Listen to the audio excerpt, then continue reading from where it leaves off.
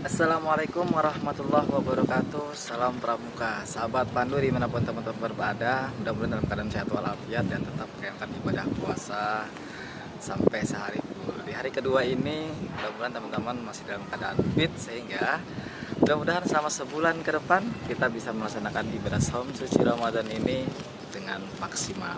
Ada banyak teman-teman yang coba buat WA ke saya minta dijelaskan kembali soal materi tentang hoax yang akhir-akhir ini sangat beredar banyak di masyarakat, terutama untuk masalah bagaimana mencikapi COVID-19 ini, dari mulai beribadah sampai dengan menjaga pola hidup kita.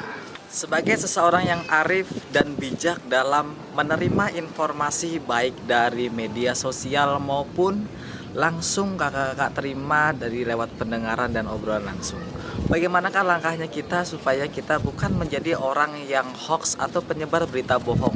Dan tentunya kalau dikaitkan dengan agama, teman-teman juga bukan pelaku dari penyebar fitnah yang merajalela.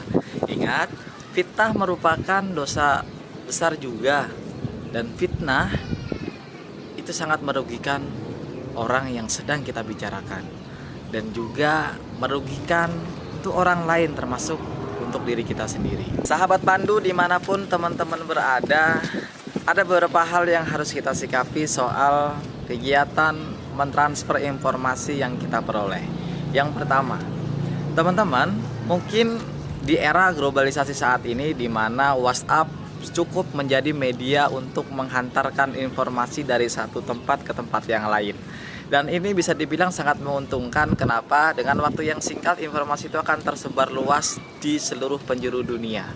Nah, bagaimana seorang yang arif dan bijak serta pramuka yang baik dalam menyikapi ini?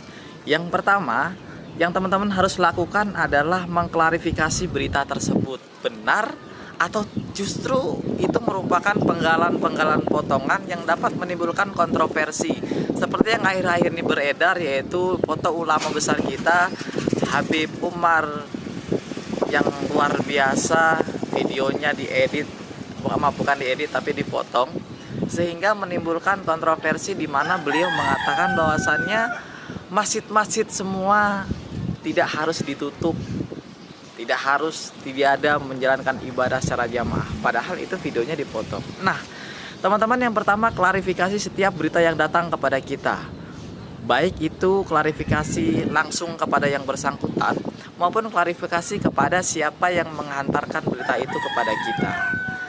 Setelah diklarifikasi dan teman-teman mengetahui jawaban yang benar, maka dua pilihannya. Yang pertama, teman-teman bisa saja memberikan informasi yang jauh lebih menarik dari berita tersebut, sehingga orang yang melihat berita tersebut tidak lantas termakan omongan atau diterima mentah-mentah, sehingga menimbulkan persepsi yang berbeda kepada setiap video yang datang.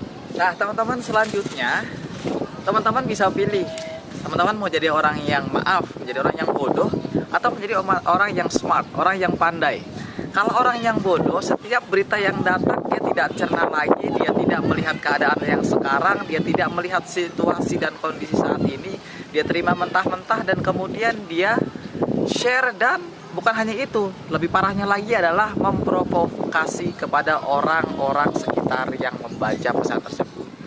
Atau kita mau menjadi orang yang nomor dua, orang yang smart, di mana kita juga membaca sikon yang ada, kita juga melihat pembuktian-pembuktian yang ada, dan tentunya teman-teman bisa mengklarifikasi seperti yang poin pertama tadi. Mudah-mudahan berita yang kita sebar adalah berita yang benar, berita yang bisa dipertanggungjawabkan, karena bukan hanya pertanggungjawabkan di dunia, tapi berita itu akan menjadi pertanggungjawaban kita di yaumul akhir nanti. Nah, teman-teman semuanya perlu diperhatikan secara bersama bahwasannya kalau teman-teman menyebar berita yang bohong atau berita hoax atau berita yang tidak benar, teman-teman sesungguhnya telah memfitnah, memberikan fitnah secara besar-besaran kepada orang yang membacanya. Kenapa? Karena bisa jadi teman-teman yang menyebarkan berita bohong itu dibaca dan didengar oleh orang banyak, sehingga menimbulkan statement yang jelek kepada berita tersebut atau orang yang menyebarkan berita tersebut, baik dari video maupun yang lainnya. Dan yang terakhir adalah stop, berhenti berita itu di teman-teman semua. Ketika datang informasi yang beredar, langkah baiknya stop. Kita harus memutus mata rantai hoax atau berita bohong atau fitnah. Jadi berita yang datang sudah cukup sampai di diri kita. Dengan begitu, kita tidak ikut menyebarluaskan berita yang memang belum tentu kebenarannya. Dan tentunya kita menjadi orang yang bijak. Kenapa? Karena jelas kita menjadi manusia yang terdidik. Dengan kita menyetop atau memberhentikan berita itu pada diri kita, kita sedang melaksanakan tugas mulia, yaitu memberhentikan penyebaran tentang informasi yang sangat tidak baik. Baik teman-teman, jadi intinya adalah teman-teman harus smart, teman-teman harus pandai, teman-teman harus kaya tentang ilmu. Karena apa? Berita yang diterima juga harus berdasarkan ilmu, dan berita yang beredar itu ditanggapi pula dengan ilmu, sehingga teman-teman tidak termakan berita bohong, teman-teman tidak mengikuti mereka-mereka yang pada dasarnya hanya ingin memprovokasi dan juga ingin membuat gaduh suasana, apalagi pada era COVID-19 saat ini. Mohon maaf, suara angin yang bergemuruh dan juga suara teman-teman, suara sesuatu yang nggak jelas karena posisinya saya di atas dan sebelah sana lagi mendung. Doakan mudah-mudahan kita semua dapat melaksanakan rutinitas ibadah bulan suci Ramadan ini dengan sebaik-baiknya. Dan ingat, pesan saya terakhir, jangan sebar hoax, apalagi ini bulan Ramadan. Stop. Jangan pernah melanjutkan berita yang belum tentu kebenarannya, karena ibadah kita bisa terganggu dan juga amal ibadah kita mungkin bisa jadi berkurang karena penyebaran informasi yang tidak jelas dan tidak bisa dipertanggungjawabkan kebenarannya. Saya Widianto, atas perhatiannya mohon maaf bila ada kata-kata yang salah. Bila taufiq wal hidayah. Assalamualaikum warahmatullahi wabarakatuh. Salam Pramuka.